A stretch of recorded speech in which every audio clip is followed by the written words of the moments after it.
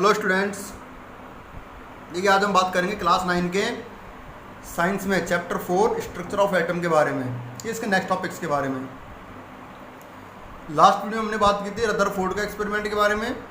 Rutherford ने जो experiment किया था अपना, उसने गोल्ड फॉइल पे एक्सपेरिमेंट किया था और उसमें उसने क्या किया था, हीलियम पार्टिकल के जो हीलियम एलिमेंट के जो अल्फा पार्टिकल्स हैं उनकी उसने बॉम्बारमेंट करवाई गोल्ड फॉइल के ऊपर। और उसने कुछ अपने ऑब्जर्वेशन थे, जो ऑब्जर्वेशन हमने देखे थे कि most of alpha particles passed through the foil with any deviation, वो बिना मुड़े सीधे जा रहे थे मैक्सिमम पार्टिकल, और कुछ पार्टिकल ऐसे थे जो किसी एक स्पेसिफिक एंगल पर डिफ्लेक्टेड हो रहे थे, और लगभग 1 पार्टिकल ऐसा था 20,000 में से जो वापस रिटर्न बैक हो रहा था। ठीक है, इसके अकॉर्डिंग उसने अपने 3 रिजल्ट दिए। क्या क्या रिजल्ट दिए थे उसने? देखिए, उसने रिजल्ट दिए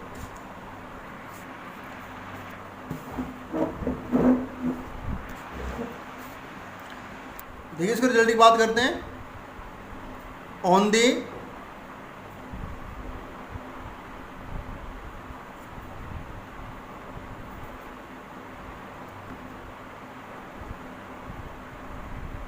the basis of the observation,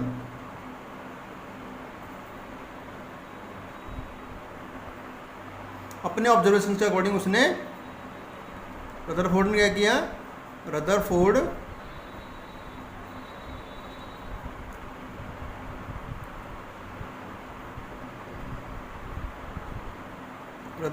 gave some results. उसने कुछ रिजल्ट दिए।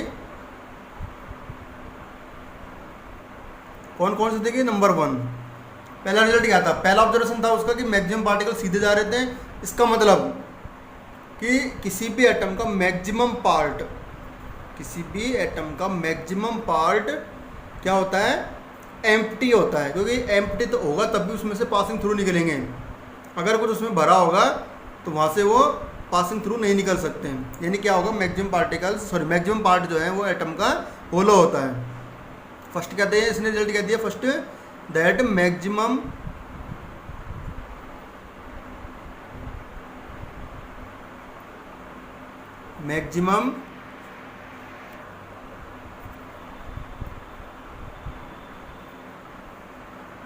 Part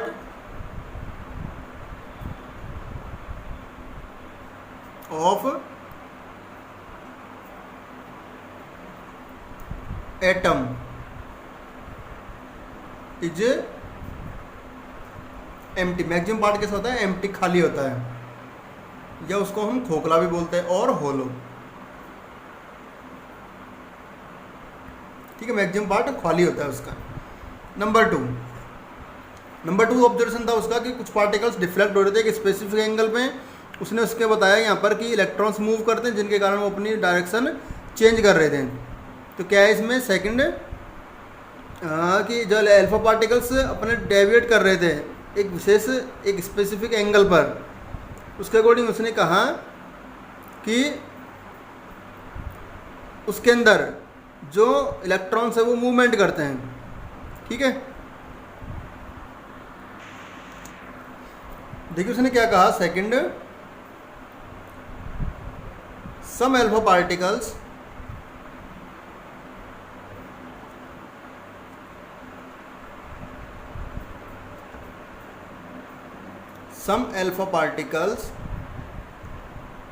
passed through the atom. Some alpha particles passed through the atom, या जो उससे गुजर रहे थे वो डिफ्लेक्ट हो रहे थे स्पेसिफिक एंगल्स पर, are deflected, so it is clear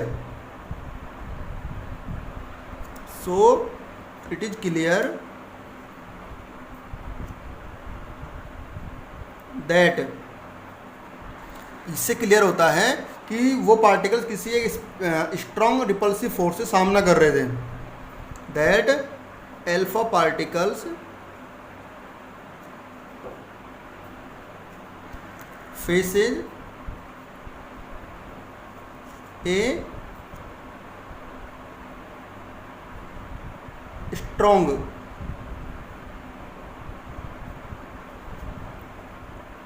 repulsive force, एक स्ट्रॉन्ग रिपल्सिव फोर्स का सामना कर रहे थे जिसके कारण उनकी डायरेक्शन चेंज हो रही थी। ठीक है, तो उसने से कह दिया कि सो उसके अकॉर्डिंग क्या है, so the entire positive charge, जो उसका पूरा पॉजिटिव चार्ज है, एटम का जो पूरा पॉजिटिव चार्ज है, इज या should be concentrated, should be concentrated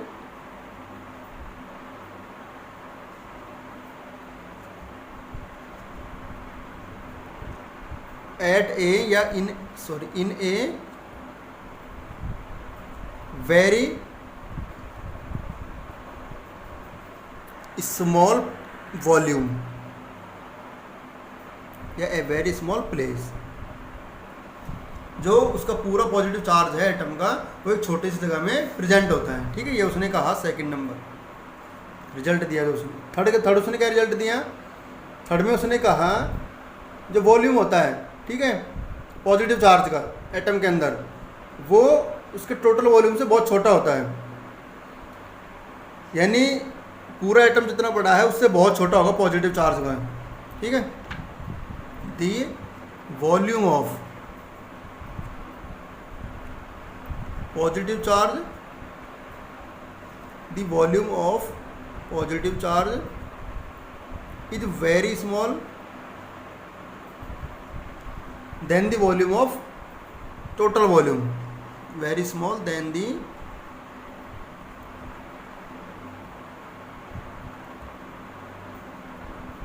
volume of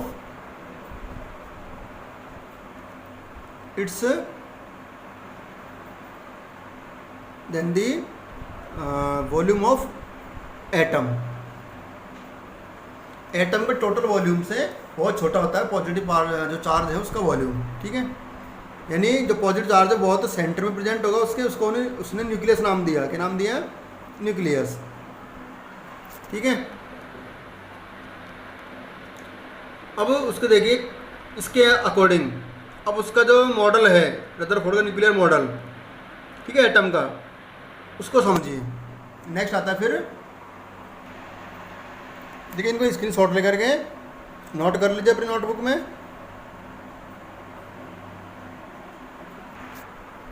next देखिए, on the basis of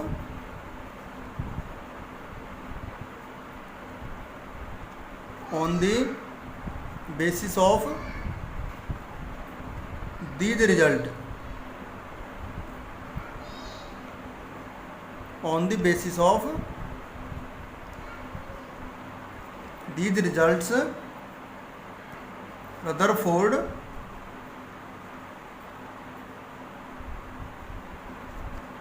proposed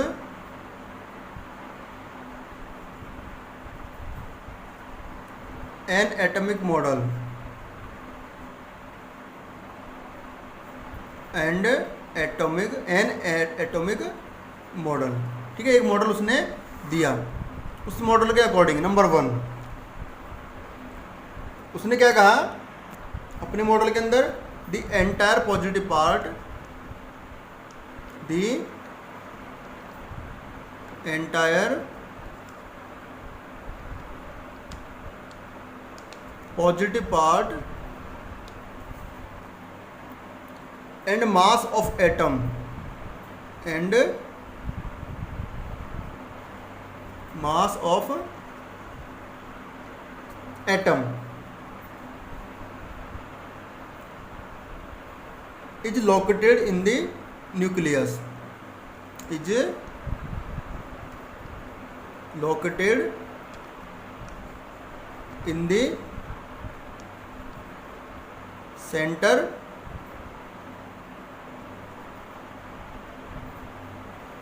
at very small place, very small place called nucleus। क्या नाम दिया उसको, न्यूक्लियस नाम दिया, ठीक है। यानी एटम के अंदर न्यूक्लियस होता है, उस न्यूक्लियस के अंदर उसका पूरा मास होता है एटम का, और पॉजिटिव पार्ट उसी में होता है, ठीक है, न्यूक्लियस में ही। क्योंकि न्यूक्लियस में क्या होता है, प्रोटॉन्स और न्यूट्रॉन्स होते हैं, ठीक है।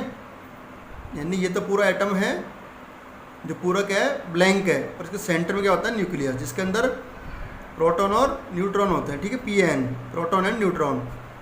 ये तो हो गया न्यूक्लियस, ये पूरा एटम हो गया, ठीक है। नंबर टू क्या कहा उसने कहा कि जो इलेक्ट्रॉन्स हैं, ठीक है, वो उसमें न्यूक्लियस के चारों तरफ एक डेफिनेट सर्कुलर पाथ में मूवमेंट करते हैं, यानी इसके चारों तरफ मूवमेंट करेंगे, ठीक है। इसके अंदर इलेक्ट्रॉन्स होते हैं जो मूवमेंट करते हैं न्यूक्लियस के चारों तरफ एक डेफिनेट सर्कुलर पाथ में।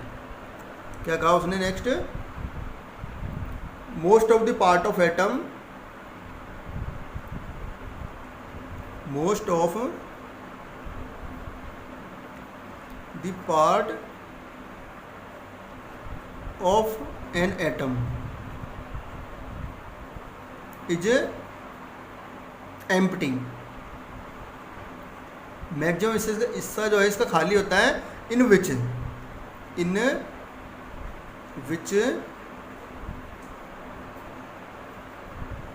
Electrons are moving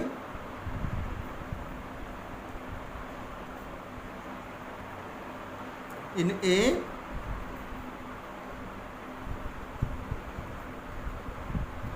definite closed circular path,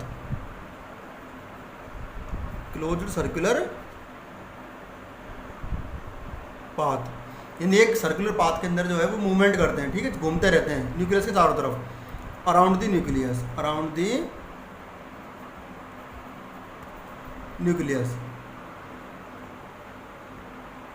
nucleus के चारों तरफ वो घूमते रहते हैं, ठीक है।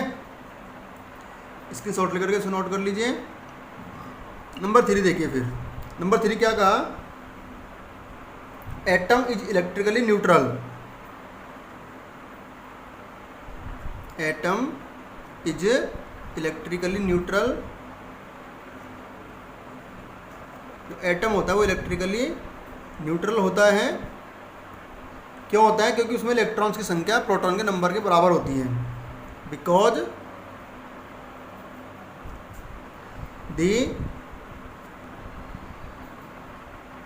Number of electrons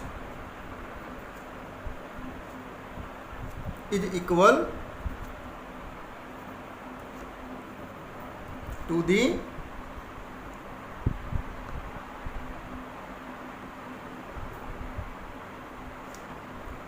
number of protons.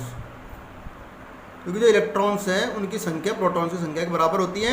ये नेगेटिव चार्ज के, ये पॉजिटिव चार्ज के से, जब नेगेटिव पॉजिटिव चार्ज बराबर होगा तो न्यूट्रल होगा एटम, ठीक है, ये कह दिया उसने। और क्या कहा उसने, the size of nucleus, the size of nucleus is very small, is very small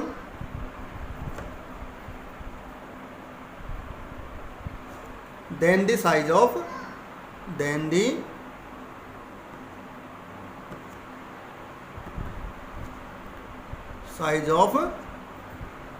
atom. आगे क्या कहा उसने, एटम की साइज से बहुत छोटी होती है न्यूक्लियस की साइज। जैसे ये देखते हैं आप, एटम की साइज कितनी बड़ी है और न्यूक्लियस है उसकी साइज कितनी सी है, ठीक है, हमेशा छोटा होता है न्यूक्लियस एटम की साइज से, ठीक है, ये उसने कहा। इसको स्क्रीनशॉट लेकर के अपने नोटबुक में नोट कर लीजिए, ठीक है। आज के लिए इस वीडियो में इतना ही। नेक्स्ट हम बात करेंगे कुछ और टॉपिक्स की नेक्स्ट वीडियो में। तब तक के लिए इसको स्क्रीनशॉट लेकर के अंडरस्टैंड करते रहिए और इसको नोट ज़रूर कर लीजिए अपनी नोटबुक के अंदर, ठीक है। ये था रदरफोर्ड का एक्सपेरिमेंट। नेक्स्ट और कुछ टॉपिक्स की हम बात करने वाले हैं नेक्स्ट वीडियो में।